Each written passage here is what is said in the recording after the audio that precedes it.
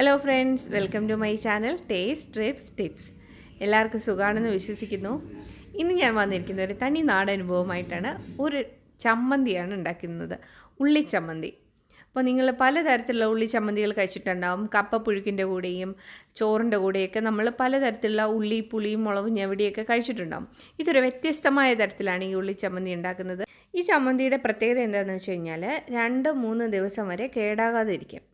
അതുമാത്രമല്ല, വളരെ കുറച്ച് ചമ്മന്തി മതി നമുക്ക് ഒരുപാട് ചോറ് കഴിക്കാനും.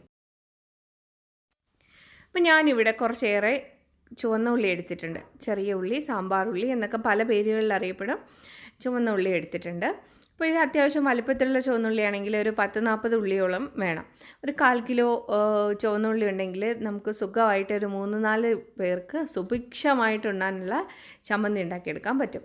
അപ്പോൾ ഇതെല്ലാം നല്ല പൊളിച്ചെടുത്തിട്ടുണ്ട്. പിന്നെ ഒരു ചെറിയ കഷ്ണം ഇഞ്ചി, ഒരു 1/2 ഇഞ്ച് വലുപ്പത്തിലുള്ള ഒരു ചെറിയ കഷ്ണം ഇഞ്ചി, 2 അല്ലി വെളുത്തുള്ളി, ഒരു സാമാന്യം വലുപ്പമുള്ളതാണെങ്കിൽ 2 അല്ലി വെളുത്തുള്ളി.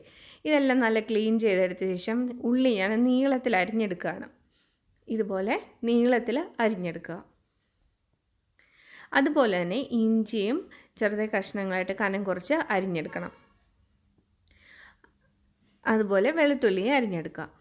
ചെറിയ അല്പം വലിപ്പമുള്ളതെന്ന് പറഞ്ഞില്ലേ, നോർമൽ ചെറിയ വെളുത്തുള്ളി അല്ലിയാണെങ്കിൽ ഒരു 3-4 എടുക്കാം കേട്ടോ. അപ്പോൾ പിന്നെ വേണ്ടത് നമുക്ക് ഒരു നെല്ലിക്ക വലുപ്പത്തിൽ പുളിയാണ്. പുളിയൊക്കെ ഓരോരുത്തരുടെയും ഇഷ്ടാനുസരണം നമുക്ക് ടേസ്റ്റിനനുസരിച്ച് ചേർക്കാം. പുളി കൂടുതൽ വേണം എന്നുള്ളതൊക്കെ കുറച്ചുകൂടെ ചേർക്കാം. അതൊക്കെ ഓരോരുത്തരുടെ ഇഷ്ടമാണ്. അപ്പോൾ നമുക്കിതെങ്ങനെയാണ് ഉണ്ടാക്കുന്നത്? നമ്മൾ അരിഞ്ഞെടുത്തല്ലോ, ഇനി നമുക്കൊരു പാൻ അടുപ്പിൽ വെച്ച് ചൂടാക്കണം. അതിലേക്ക് കുറച്ച് വെളിച്ചെണ്ണ ഒഴിച്ചു കൊടുക്കുക. വെളിച്ചെണ്ണയാണ് ഏറ്റവും ടേസ്റ്റ്. നിങ്ങൾക്ക് വേണമെങ്കിൽ ഏതെങ്കിലും റിഫൈൻഡ് ഓയിൽ വേണമെങ്കിലും ഉപയോഗിക്കാം. പക്ഷേ ഞാൻ വെളിച്ചെണ്ണയിലാണ് ഉണ്ടാക്കുന്നത്. അപ്പോൾ വെളിച്ചെണ്ണയാണ് എപ്പോഴും നമ്മുടെ മലയാളികളുടെ അതും പ്രത്യേകിച്ച് ചമ്മന്തി ആകുമ്പോൾ ഏറ്റവും ടേസ്റ്റ് അത് തന്നെ ആയിരിക്കും. എണ്ണ ചൂടായി കഴിഞ്ഞാൽ ഉള്ളി അതിലേക്കിട്ട് വഴറ്റിയെടുക്കണം. ഇപ്പം ഞാൻ ഈ ഉള്ളി ഇടുന്നതിൻ്റെ കൂടെ തന്നെ ഇഞ്ചി അരിഞ്ഞതും വെളുത്തുള്ളിയും കൂടെ ഇടുകയാണ്. ഇട്ട് നന്നായിട്ട് വഴറ്റിയെടുക്കുക. ഞാനിവിടെ ഒരു 1/2 ടീസ്പൂൺ ഉപ്പും കൂടെ ചേർത്തിട്ട് ഇളക്കുകയാണ്. ഇത് നന്നായിട്ട് ഇനി വഴറ്റിയെടുക്കണം. ഇപ്പോൾ ഉപ്പ് ചേർത്തിരിക്കുന്നതുകൊണ്ട് വളരെ കുറച്ച് സമയം മതി. ഒരു 10 മിനിറ്റ് കൊണ്ട് നമുക്ക് ഈ ചമ്മന്തി തയ്യാറാക്കി എടുക്കാൻ പറ്റും കേട്ടോ. ഇനി നന്നായിട്ട് ഇളക്കുക. ഇനി ഒരു കാര്യം ചെയ്യാൻ മറക്കരുത്, എൻ്റെ ചാനൽ സബ്സ്ക്രൈബ് ചെയ്തിട്ടില്ലെങ്കിൽ ഒന്ന് സബ്സ്ക്രൈബ് ചെയ്യുക. അതുപോലെ തന്നെ ബെല്ലൈക്കണും കൂടി പ്രസ് ചെയ്യുക. ഈ ചമ്മന്തി എല്ലാവർക്കും ഇഷ്ടപ്പെട്ടെങ്കിൽ അത് വീട്ടിലുണ്ടാക്കി നോക്കണം. അതുപോലെ തന്നെ കമൻറ്റും ചെയ്യണം. ഫ്രണ്ട്സിനെല്ലാം ഒന്ന് ഷെയർ ചെയ്യുകയും വേണം. ഇത് വളരെ നല്ല ടേസ്റ്റാണ് കേട്ടോ. ഞാൻ ഒത്തിരി തവണ ഉണ്ടാക്കി നോക്കിയിട്ടുള്ളത് കൊണ്ടാണ് ഈ വീഡിയോ ഇടുന്നത്. ഇത് പ്രത്യേകിച്ച് നമ്മുടെ വീട്ടിൽ മീനോ ഇറച്ചിയോ ഒന്നും കറിയില്ലാതിരിക്കുമ്പോൾ നമുക്കിതുണ്ടാക്കി കഴിഞ്ഞാൽ എന്താ പറയുക, വേറെ ഒരു കറിയും വേണ്ട, അച്ചാറോ വേറെ ഒരു കറിയും ഇല്ലാതെ തന്നെ ഈ ചമ്മന്തി, ഉള്ളി ചമ്മന്തി മാത്രം കൊണ്ട് നമുക്ക് ഒരുപാട് ചോറ് കഴിക്കാൻ പറ്റും. അതുമാത്രമല്ല, ഇത് പുറത്ത് വെച്ചിരുന്നാൽ പോലും നമ്മൾ ഫ്രിഡ്ജിൽ വെക്കേണ്ട കാര്യമൊന്നുമില്ല. അപ്പോൾ ഇത് ബാക്കിയുണ്ടെങ്കിൽ ഫ്രിഡ്ജിൽ വയ്ക്കാതെ തന്നെ നമുക്ക് കേടാകാതെ സൂക്ഷിക്കാൻ പറ്റും. അതായത് നമുക്ക് പൊതിച്ചോറൊക്കെ കെട്ടി ദൂരെ യാത്രയൊക്കെ പോകുന്ന അവസരത്തിൽ നമുക്ക് ഈ ഉള്ളി ചമ്മന്തി ഉണ്ടെങ്കിൽ കേടാകില്ല. സാധാരണ തേങ്ങാ ചമ്മന്തിയൊക്കെ ആണെങ്കിൽ നിങ്ങൾക്ക് അറിയാം, തേങ്ങാ ചമ്മന്തി ആണെങ്കിൽ പെട്ടെന്ന് കേടായി പോകും. ഉള്ളി ഏതാണ്ട് നന്നായിട്ട് വഴണ്ട് തുടങ്ങിയിട്ടുണ്ട്.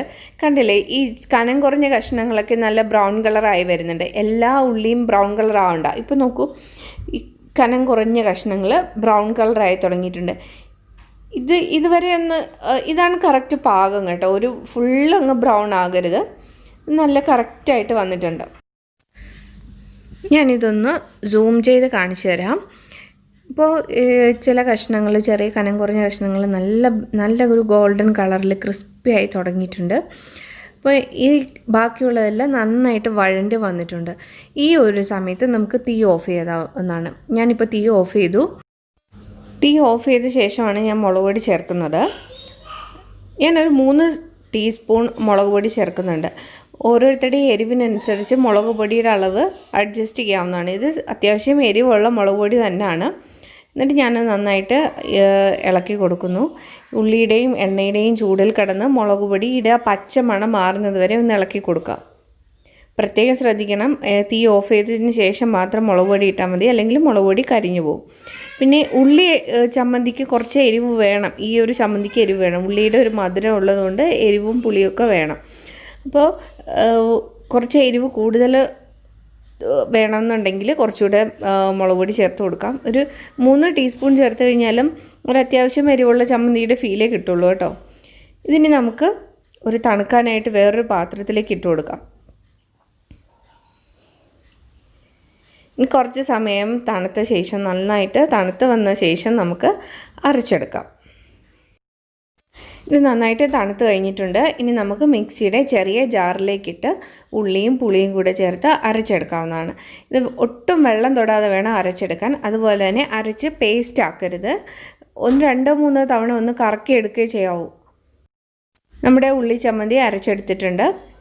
അരച്ച് ഒരുപാട് പേസ്റ്റ് ആക്കരുത്. ഇതാണ് കറക്റ്റ് പാകം. ഇങ്ങനെ കഴിക്കുമ്പോഴാണ് നല്ല ടേസ്റ്റ് ആയിട്ടുള്ളത്. ഈ സമയത്ത് നമുക്ക് ഉപ്പ് വേണമെങ്കിൽ ഉപ്പ് ചേർക്കാം. മുളക് പൊടി ആവശ്യത്തിനാണെങ്കിൽ മുളക് പൊടിയും ചേർക്കാം. ഞാനൊരു പാത്രത്തിലോട്ട് മാറ്റിയിട്ടുണ്ട്.